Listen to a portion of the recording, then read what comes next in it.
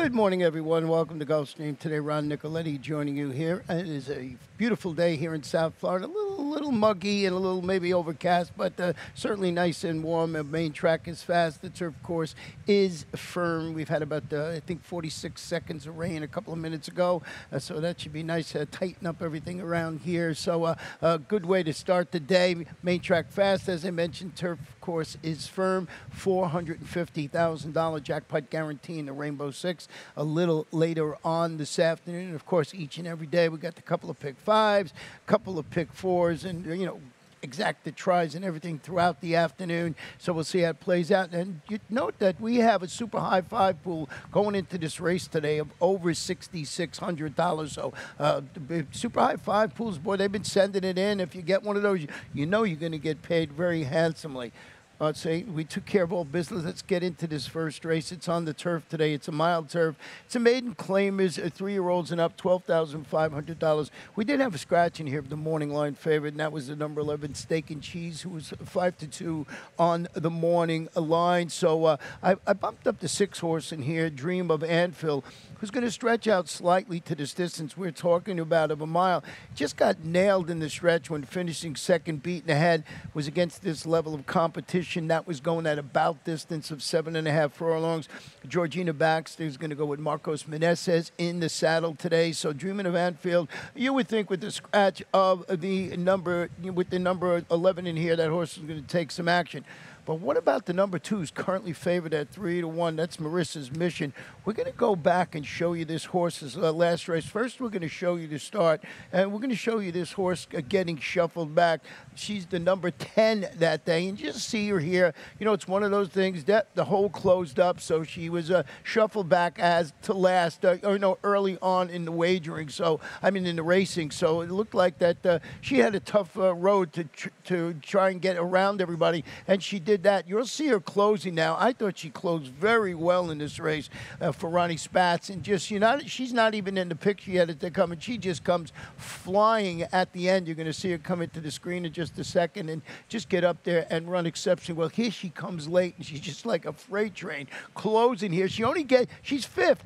She gets beat 3/4 of a length, so she was last early on, and boy, did she close. I think that a lot of people are keying on Ronnie Spatz as the trainer, Jose Morelos, top this. I thought you'd get a little bit of a price, but I think with the 11, and if you watch that last race, you can see why she's taking some early money, or he's taking some early money. Excuse me, I'm calling it a she. It's a he because of Mauritius.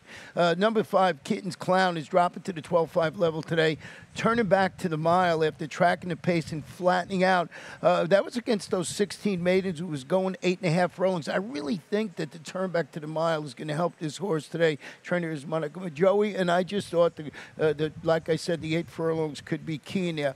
So in race number 1 for me, it's the 6 Dream of Anfield, the 2 Marissa's Mission, who you saw had a tough trip, and then Kitten's Clown. So those guys, we'll see how they run. I like the fact that they caught the number 2 early on in the wagering. Second race today on the main track. It's a 7-furlong sprint. These are claimers, 4 and up, non-winners of a race since December 13th. So it's a daily claiming race, $8,000. And I just thought the number 2 Face of Victory would be a logical contender in here, turning back to the 7 furlongs on the main track and dropping to the $8,000 level. Goes up, sets a pressured pace, and fades when facing those 16 claimers going around 2 turns on the turf. One of my favorite angles on the racetrack is horses showing speed going long on the grass, turning back to 7 furlongs. And if you look at this gelding, 9 for 12 in the money on the fast main track. It's not that this horse hasn't tried. I just like that setup that they get when they go long in the grass and then turn back to 7/8 of a mile. I think 7-2 or something like that on the morning line. Oh, I think all the money is going to go on the number 3. Are you talking to me? This one moved to the Peter Walder barn after the claim was sent to the sidelines during March after coming up empty against those 6,250. Now, these were open claimers going a mile in the slop. So lots of changes today. Peter Walder real sharp with the first of the claim. He's 26%. He's good with this type of layoff. He's got Chantal Sutherland in the saddle, handing the drop down into the state. Claimer Chantal have hooked up for a couple of victories at the meeting. Then number 4, Dr. DJ, drops turns back to the 7 furlong distance, looking to parlay his late running tactics into, a spot on the exacto try ticket. Herbert Miller's the trainer. Jose Morelos in the saddle. So that is how I see the second race with the 2, the 3, and the number 4. Race 3 this afternoon, we're back on the turf. It's 1 mile and 1/16. These are maiden claimers, state bred fillies and mares, 3-year-olds and up. No scratches, not a lot of scratches on the card. We had that one, that was probably the only major scratch on the card, and that was in the first race with Steak and Cheese. This third race is clear, no scratches in the race. And when you look at this race, it just looks like a first-time starter might be the way to go, and that's exactly what they did. I went with the inside horse, and that's Chickapoo Princess, who's the daughter of Upstart, debuting for Mark Cass, who's having a really solid meeting. I just think it's an ideal spot for first-time starters to succeed. Sophomore gets Lasix, and you get an Edwin Gonzalez handling the inside draw. Edwin, we'll talk about it later, got his 1,500 victory yesterday. Came down from Penn National. Been doing very well down here. Number 5, Manuela, is stretching out to the mile and the 16th after closing to finish second versus this same level of competition. That was going at about 7.5 furlong distance on a good turf.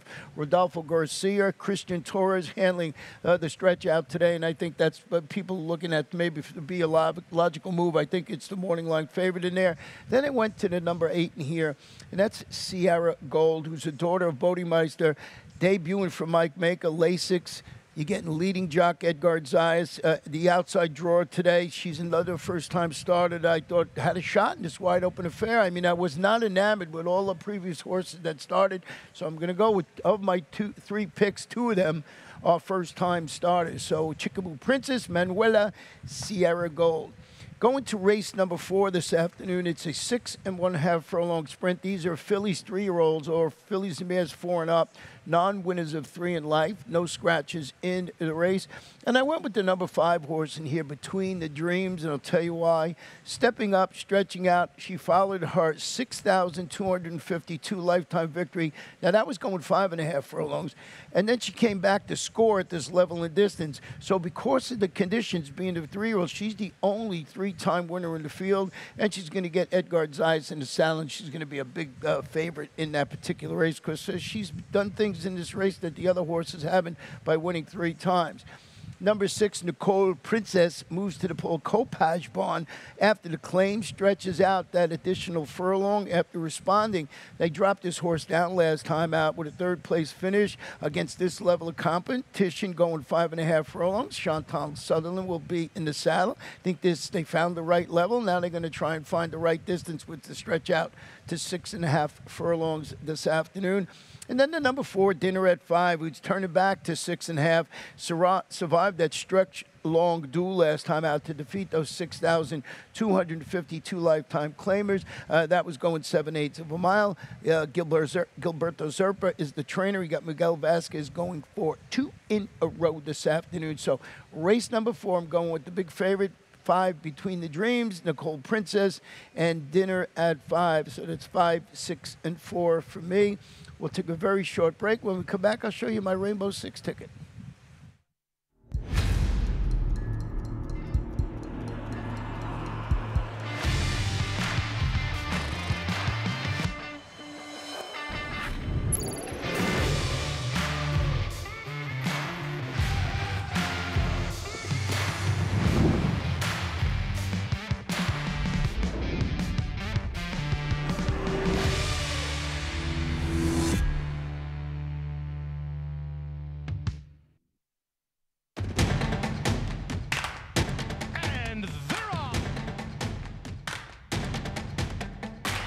In the 2-path. Round off first inside. Race.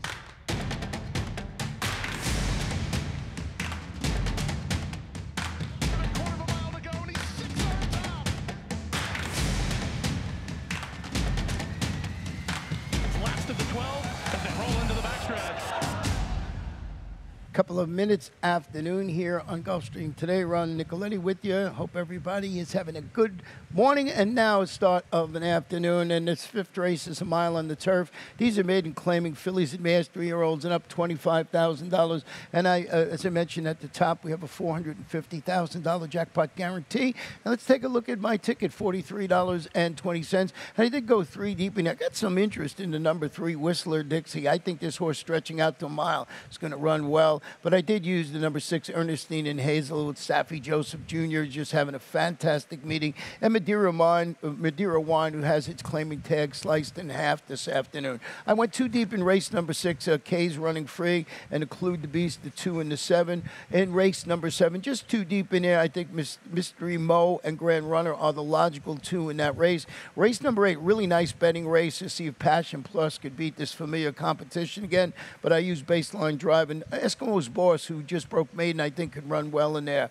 In race number 9, two deep in there with the 3, She's All Woman, and the 7, R Prerogative. Got my long shot in the last race. We'll talk about it later, but it's the 1, Al Hilal, who's dropping to the 25 level after coming out of a really key race that produced a bunch of next out winners. But as I said, that one 15-1 on the morning line. We'll talk about that in a bit. Now, number 3, Whistler Dixie, is stretching out to the mile.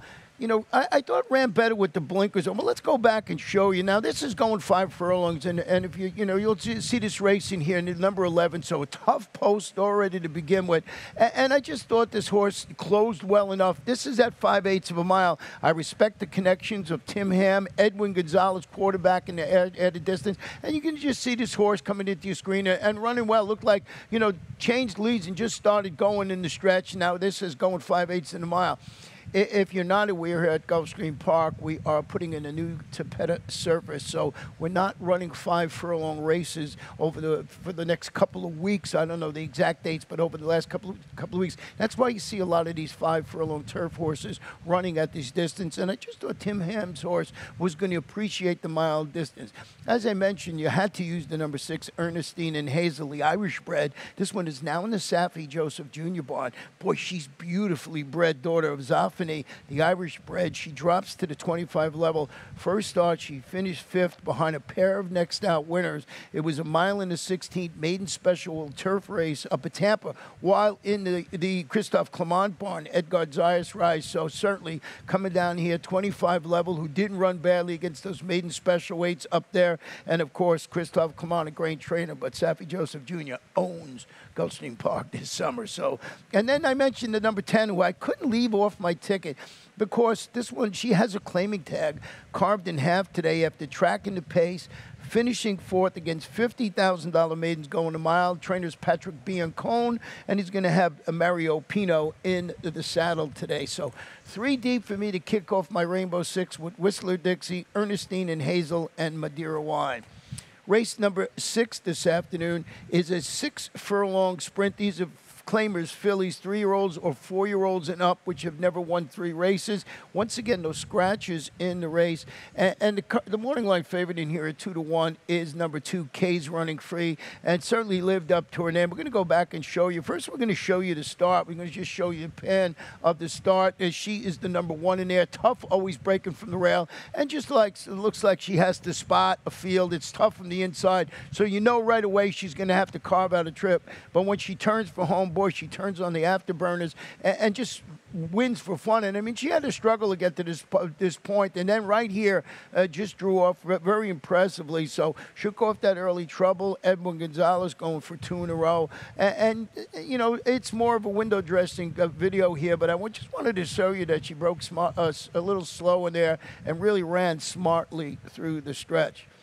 Number 7, Include the Beast, drops. Goes back to the main track today after following a pair of third-place finishes sprinting on the dirt at this $20,000 level. They try her on the turf. It was a poor showing against those 20 claimers, going 5 on the grass. Albany Mirage is the trainer. He's got Angel Arroyo handling the class relief this afternoon. I think going back to the main track might be the right thing. If you're not a 5 furlong turf specialist, tough to win at those distances. But as I mentioned, his horses run well on the main track with those third-place finishes. And number 4, Miss Big Spring is stretching out to 6 furlongs at 3/4 of a mile after getting, dueling throughout, getting caught late, beating the neck at 5.5 furlongs. Javier Negrete, Prentice Gadia Martinez. So you're getting a break in the weights today. You got some speed as this one dueled throughout last time out. So maybe this one goes to the front and doesn't look back. I think 3rd or 4th choice on the morning line. So they're going to have to be K's running free, who certainly ran free in the stretch last time out.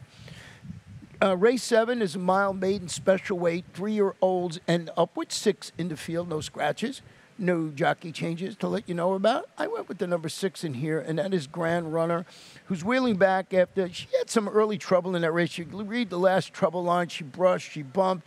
She finished 3rd at this level in distance. It wasn't enough for me to go back and show the replay, but I wanted to mention it. Victor Barboza Jr., Edgar Zayas in the saddle today, like the connections very much. Or do you go with the number 1 in here, Mystery Mo, who I believe is 8-5 in the morning line.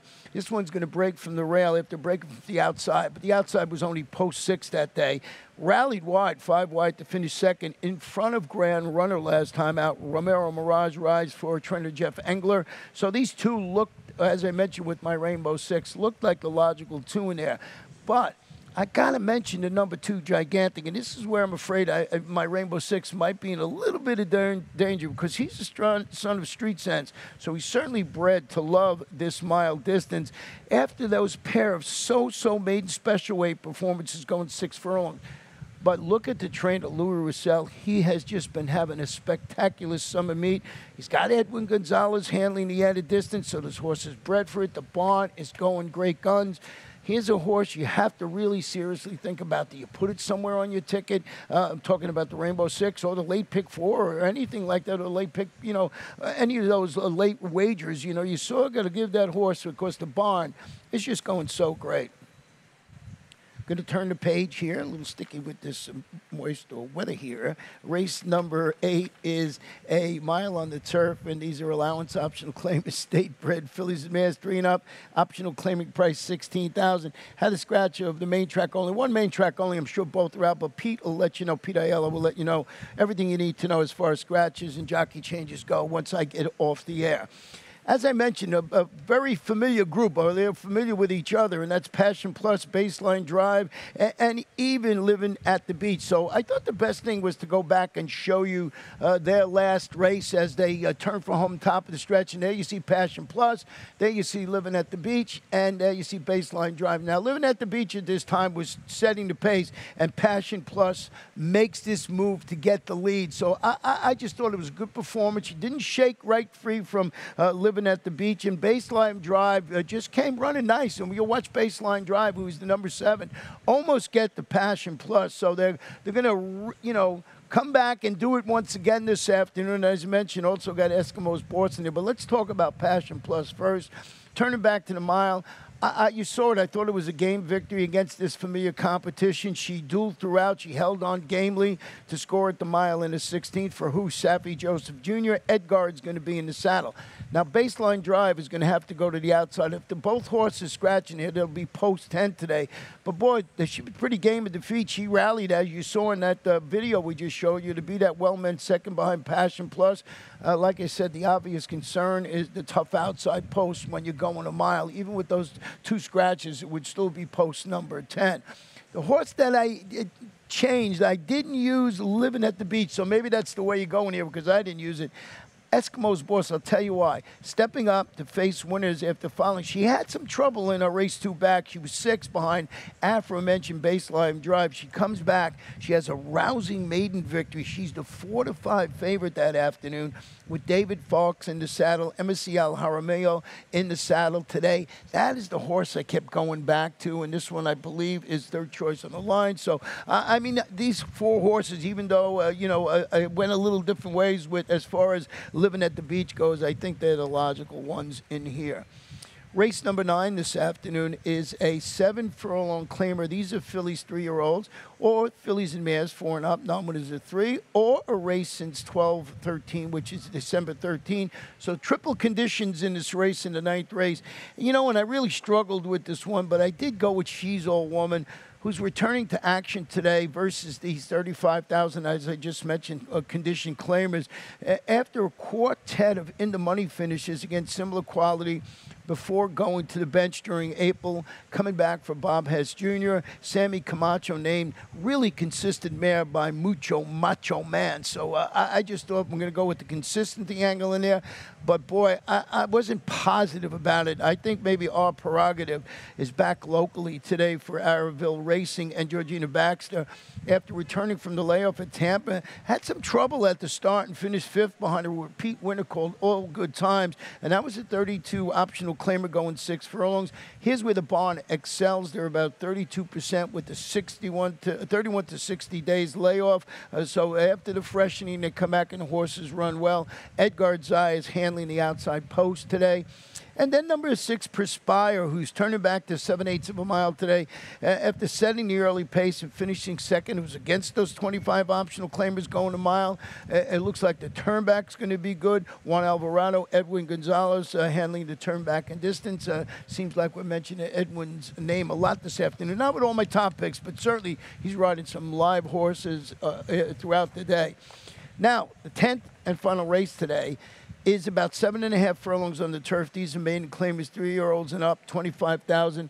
Did have some scratches in here of the 4 and the 9 and 13. Please note, mark down that both the number 14 and the number 15 are going to run today. And they both have some chances in here, so make sure you take a second look at those 2 horses. I'll tell you why I went with the one in here is 15-1 on the morning line. This one's going to drop to the 25 level and wear blinkers. So I like that, both of those things. And then it first starts and finishing 7th. So you say, wait, this horse finished 7th. But it turned out to be a monster key race that produced 4 next out winners. And you look at his speed figures in the races he ran, he's right there. He's there competitive with everybody in the field. So it indicates to me that he can run at this level and distance. So if you're looking for a price, he's coming out of that real good race. And he's trained by Juancy Avila, who's just been on fire. I think he has 12 victories at the meet from 68 starters, and maybe 5 of those victories over the last week or so. So the barn is really heated up. So if you're looking for a price horse, maybe you go with El Halal. I think the horse maybe to beat is Road to Victory, the number 8. Who's a $275,000 son of Quality Road. He's going to try the turf today after finishing solid, but sort of race green in that race. A second going a mile on the dirt for George Weaver, who's really good with horses dropping down to this level and really good with horses going from turf to dirt. So we'll see how it runs with Rajiv Mirage in the saddle. Number 6, Hey Padre, turns back to 7.5 after moving to the Sarah Nagel barn and finishing second against this level of competition going a mile in the 16th. Now, I wanted to mention the 2 and the number 14 here, both trained by Kathleen O'Connell. The 2 military drill is where I'm going, stretching out around 2 turns, dropping. The first start, rallied to finish 3rd, beating the neck. I think with this horse got some inside speed this afternoon. He's a gelded son of drill. He's bred to handle a distance. And I think if you think that horse is going to be up on the pace, maybe the 14 closes. You know the old adage of the longer price of the uncoupled entries. So I just wanted to point that out. But I'm going with the 1, Al Hilal, as my long shot on the afternoon. We're going to take a short break. When we come back, we'll have our lightning round for Sunday afternoon. Start winning at the races with Daily Racing Form's new mobile pass performances. Access the most trusted information in horse racing, including exclusive buyer speed figures and DRF analysis and selections. Experience the new mobile optimized DRF pass performances on your phone from anywhere at any time. Go to drf.com/now. Use coupon code NOW to get a free single card and get the power of DRF in the palm of your hand.